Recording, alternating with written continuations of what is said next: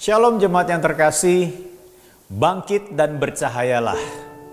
Saya percaya melangkah dalam kesatuan menjadi sebuah hal yang penting bagi gereja Tuhan, bagi jemaat Tuhan untuk boleh menjadi berkat dan juga semakin dewasa dalam Kristus. Saudara yang kasih dalam Tuhan, pembacaan kita hari ini terambil dalam 1 Korintus 3 ayat 1 sampai dengan 9. Saya akan bacakan ayat 1 sampai dengan ayat yang ketiga. Dan aku saudara-saudara pada waktu itu tidak dapat berbicara dengan kamu seperti dengan manusia rohani, tetapi hanya dengan manusia duniawi yang belum dewasa dalam Kristus. Susulah yang kuberikan kepadamu bukanlah makanan keras sebab kamu belum dapat menerimanya. Dan sekarang pun kamu belum dapat menerimanya. Karena kamu masih manusia duniawi, sebab jika di antara kamu ada iri hati dan perselisihan, bukankah hal itu menunjukkan bahwa kamu manusia duniawi dan bahwa kamu hidup secara manusiawi? Ini merupakan ungkapan Rasul Paulus. Saya percaya bisa saja mungkin tersirat kekecewaan kepada jemaat di Korintus, saudara.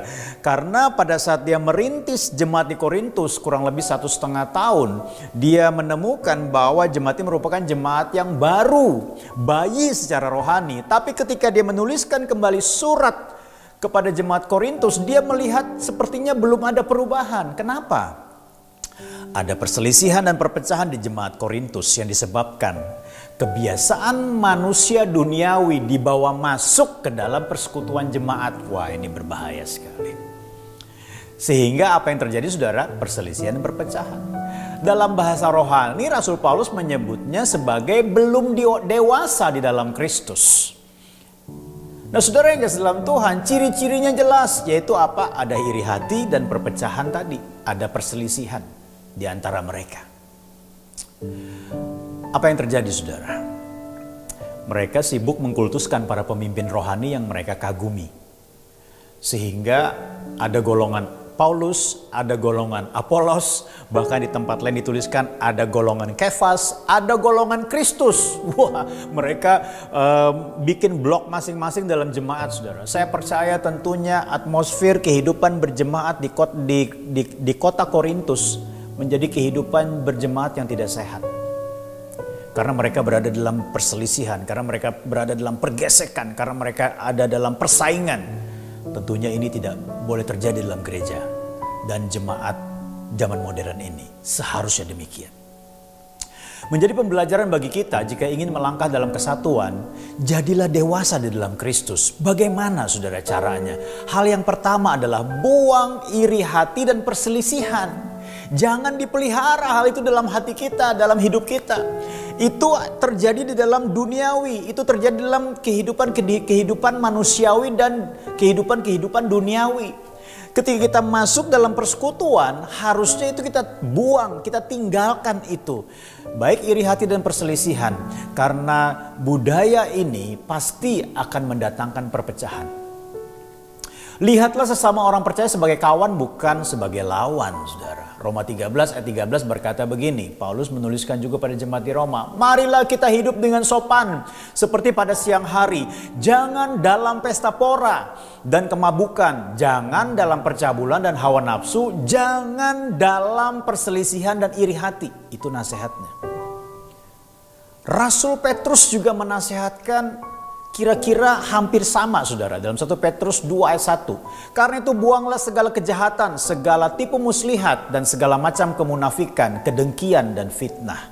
Karena ini akan meracuni, mencemarkan persekutuan. Bahkan yang terjadi situasinya selalu panas, amarah, dan berbagai macam kebencian bisa terpupuk dengan subur di dalam persekutuan orang percaya. Yang tentunya tidak boleh terjadi. Hal seperti itu sampai kepada gereja pada zaman modern ini. Hal yang kedua adalah, lihatlah semua pemimpin rohani sebagai pelayan Tuhan. Bukan sebagai tokoh-tokoh yang perlu dikultuskan. Tidak, saudara. Yang perlu dilakukan adalah mari lihat mereka, dengarkan pengajaran mereka, taati teladan hidup mereka yang sesuai dengan firman Tuhan. Jangan menjadi pengikut dan mengkultuskan mereka sehingga kita memecahkan diri dari persekutuan karena pemimpin rohani kita. Mungkin mereka tidak punya maksud untuk memecahkan kita karena mereka adalah pemimpin rohani, pengajar-pengajar firman Tuhan yang mengajarkan firman Tuhan dengan tulus, tetapi kitalah yang mengkultuskan sehingga terjadi perpecahan. Hindarilah hal seperti itu. Nah, saudara yang kasih dalam Tuhan, akibatnya ketika kita mengkultuskan, seringkali terjadi perdebatan, argumentasi yang tidak perlu, yang pasti berakhir dengan apa saudara? Perpecahan. Ya. Padahal semua mereka adalah pelayan Kristus yang selayaknya bukan dikultuskan tapi didengar ajarannya dan diteladani cara hidupnya.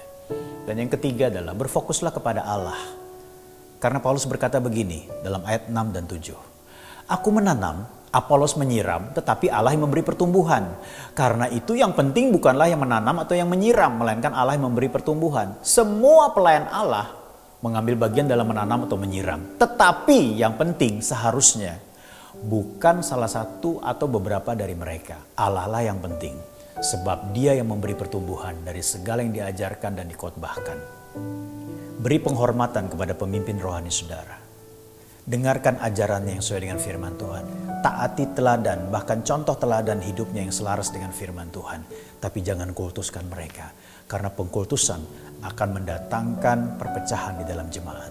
Tuhan Yesus memberkati. Mari kita berdoa.